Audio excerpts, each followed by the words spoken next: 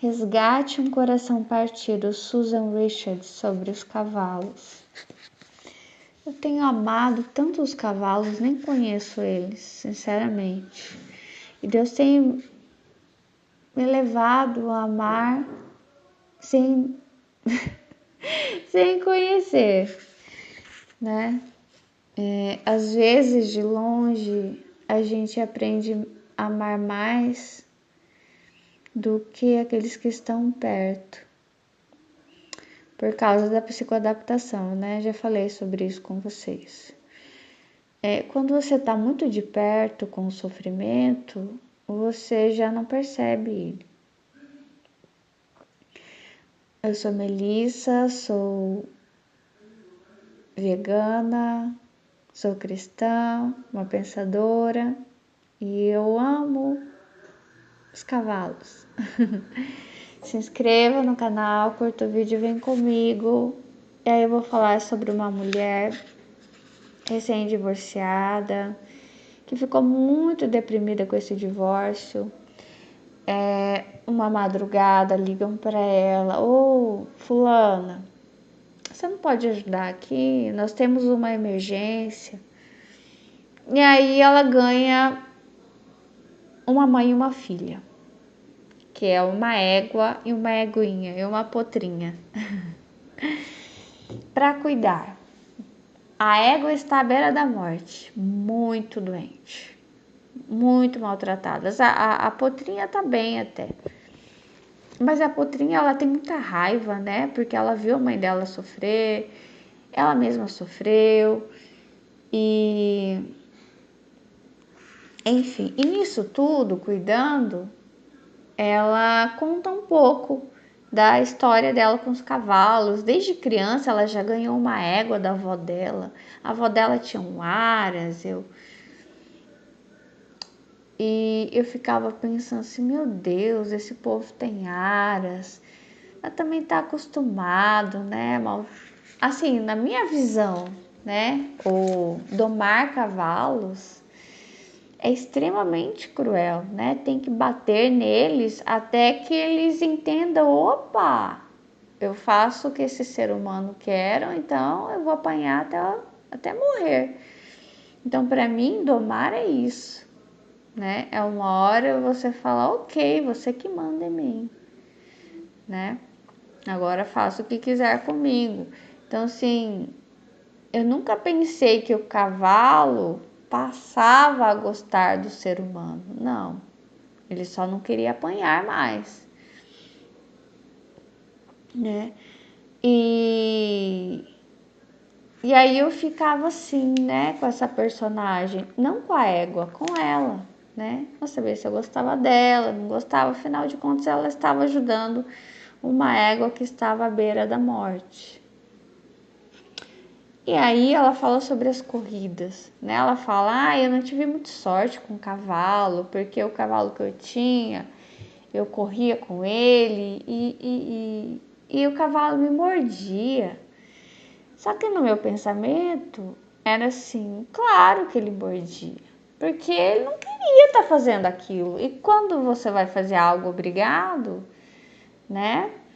Principalmente se é um cavalo novo que ainda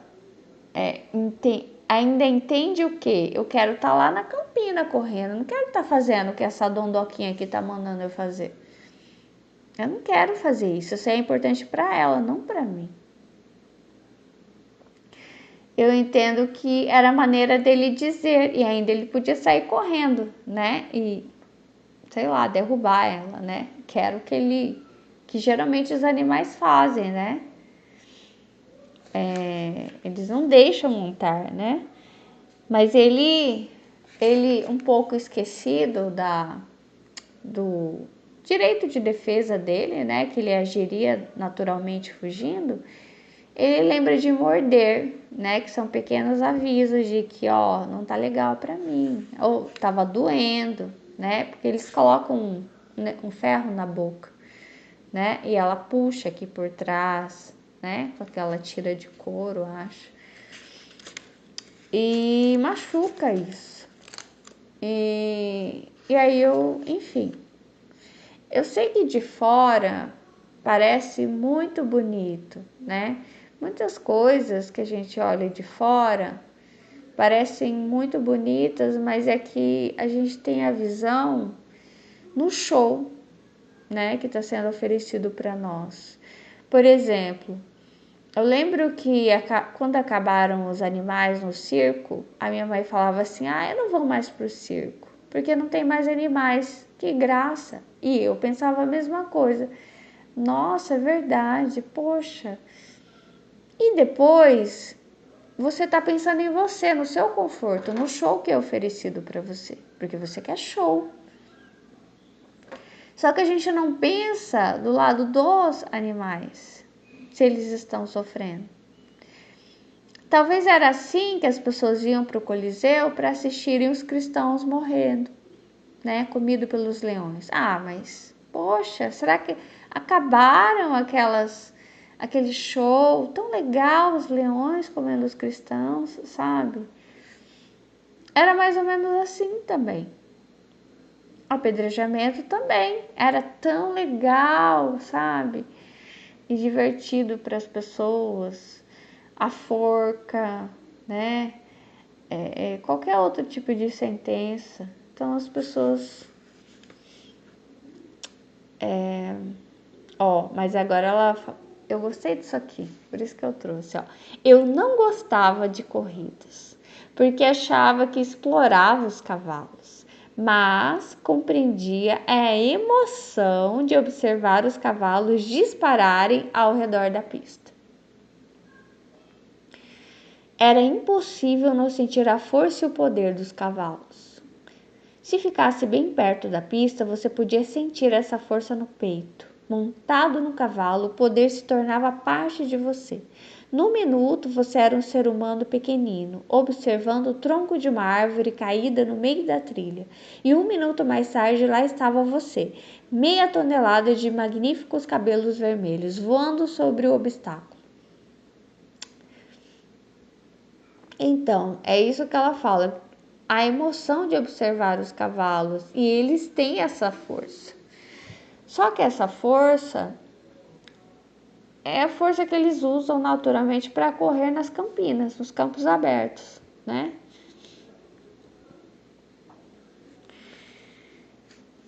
E por que eles correm, né? Quando a pessoa monta neles? Não sei, talvez porque tá doendo. Será? Porque quando eles correm, são selvagens, eles correm porque eles querem. Porque eles têm uma necessidade. Mas aí como é que você faz? É diferente de uma máquina que você aperta um botão, ele dispara, né? Um carro que você, né, você tem a ignição ali, né? Tem a chave, tudo, acelerador. O cavalo não. Como é que você faz? Você tem que apertar o botão nele. O que é o botão? Será que é a dor? É isso que eu pergunto, é a dor? Porque a dor eu estava fazendo palavra cruzada outro dia, a dor é um botão natural, é um alarme natural. Aí é o problema, que você acha o alarme natural neles. E provavelmente é a dor. O verdadeiro problema da corrida de cavalos era o dinheiro.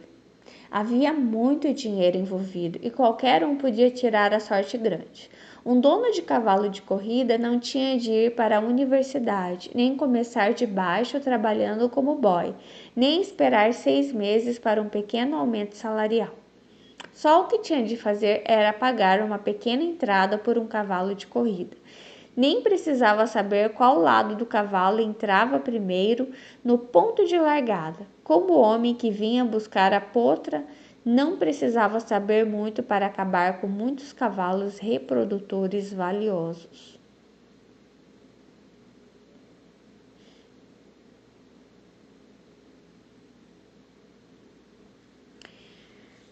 O dinheiro é o problema do mundo, né? Mas eles se movem pela dor. É assim nos rodeios, né? Briga de galo, né? É a dor. Às vezes eles não sei se ainda faziam, né, com cachorros também, infelizmente.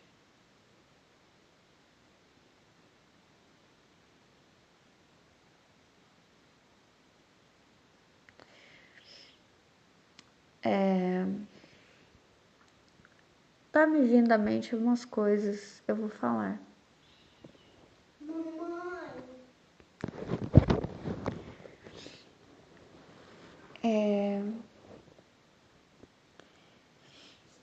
Eu não sei como falar isso, mas Deus.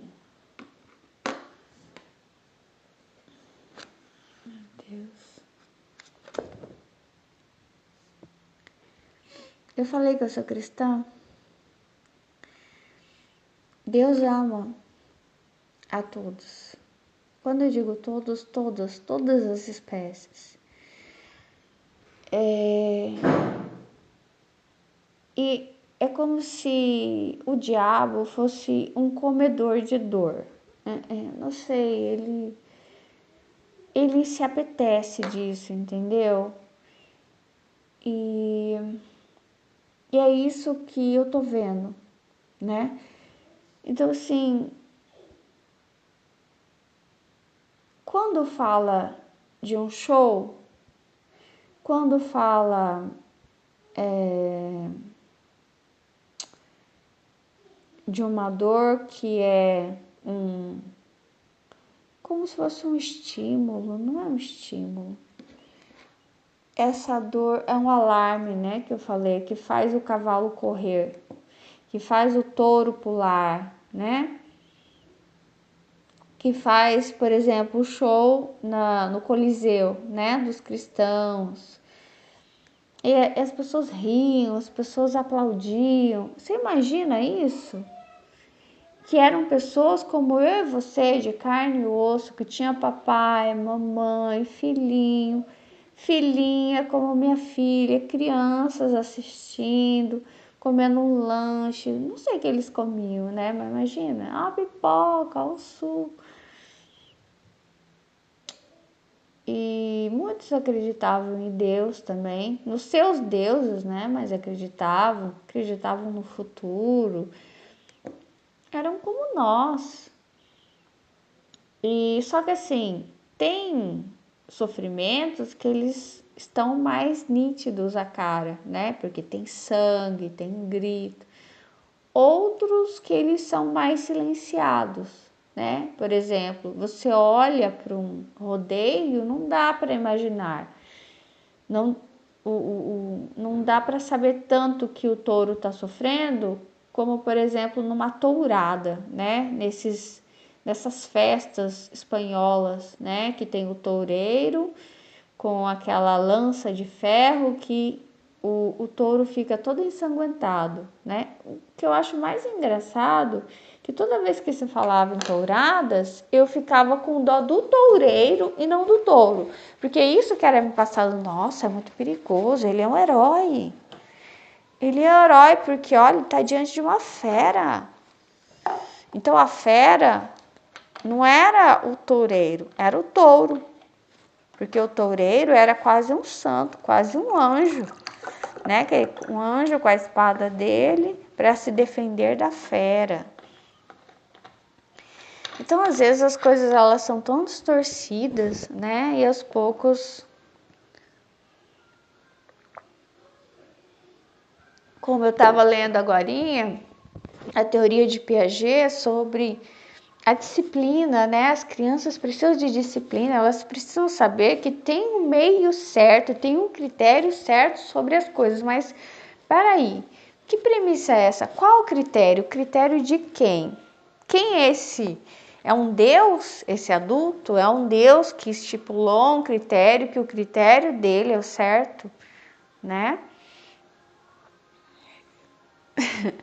Então, assim, não, nós temos novos critérios, né? E muitas vezes nós precisamos de novos paradigmas, de novos critérios. Às vezes, essa disciplina que está aí não é a que nós queremos, né? Porque traz uma disciplina, traz, é só aparência. Esse show, muitas vezes, é só uma aparência de algo, entendeu? E é o que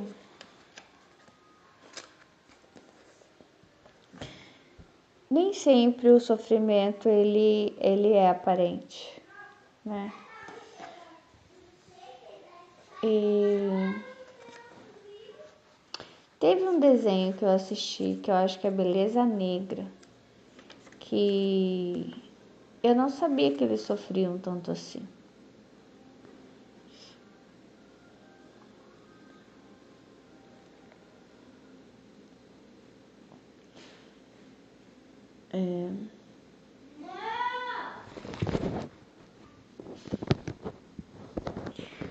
No final, é como se fosse assim, ó, vocês são fracos, porque vocês são domáveis. E aí, é um pouco como se fosse uma mente fraca, sabe? Isso que eu tenho entendido. Porque eu sempre fico colocando o cavalo e a zebra, né? Então eu fico assim, mas cavalo, a culpa é sua, porque a sua mente é fraca, né? Porque se você tivesse o cérebro como o da zebra, e vocês são tão parecidos, né? Mas se você tivesse o cérebro como o da zebra, fosse indomável, você não estaria sofrendo o que você. Então a culpa é sua mesma. Então assim, quando Piaget traz essa premissa aqui da fase abstrativa, que eles precisam de disciplina, entender que a vontade deles devem ser colocados segundo alguns critérios, eu entendo como esse sofrimento, essas rédeas, de que vocês obedeçam e sigam esse traçado no chão. É isso que eu já determinei como certo e errado. E que a zebra, né, seria tanto as espécies que são indomáveis, né, como por exemplo as zebras, os passarinhos, né, como pessoas também que são indomáveis, sabe, cérebros não domáveis. E nossa, tô pensando muito sobre isso. Porque parece que tem cérebros que eles são mais fracos. Esse é o problema. E esses cérebros mais fracos, eles literalmente fazem qualquer coisa. Literalmente, qualquer. Sabe o que é qualquer coisa? Qualquer coisa mesmo. Se surgir, o que eu tava pensando hoje, se surgisse uma moda que as pessoas comessem cocô com sorvete, eles comeriam. Fezes com açúcar, eles comeriam. Porque é só isso que eu penso. Porque quando eu olho para a Primeira Guerra Mundial, para a Segunda Guerra Mundial, para muitas atrocidades, muitas coisas muito estranhas, em que muitas pessoas aderiram, eu penso isso, que se alguém falasse para comer cocô com açúcar, eles comeriam. Porque é como se fosse um cérebro extremamente fraco. Qualquer coisa eles aderem. Basta ter uma disciplina que diga façam assim e eles fazem. É isso que eu tenho pensado, se nós somos seres vazios. Entendeu? Completamente vazios. Daí você entra e você preenche. E muitas vezes eu vejo a disciplina como isso. Sabe? Como se alguém viesse atrás de você, como se você tivesse, que nem robô tem a parte de trás que coloca a programação, aí vem alguém, coloca a programação e você vai na programação. Simplesmente, você não tem opinião, você não tem nada. Você é vazio, você só segue, sabe? É a única explicação que eu tenho para essas atrocidades que se cometem, sabe? Todo mundo junto, assim. Que as pessoas, elas não pensam por si só. E isso é extremamente perigoso.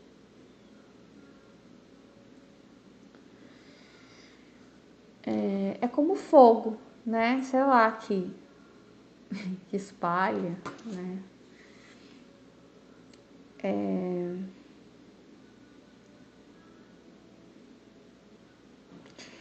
E eu ia falar do diabo, né? Eu vejo o diabo como aquele que ele vai passando pela terra, causando sofrimento, e chegando as pessoas a causarem sofrimento, e Deus como aquele que vai tentando apagar, né, os efeitos disso. É.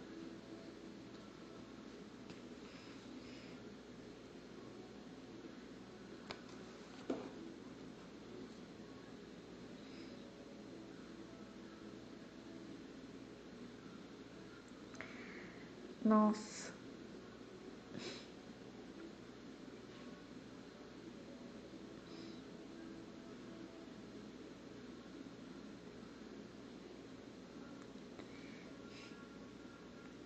é, é isso. Bom, é isso. Tchau, Deus abençoe vocês.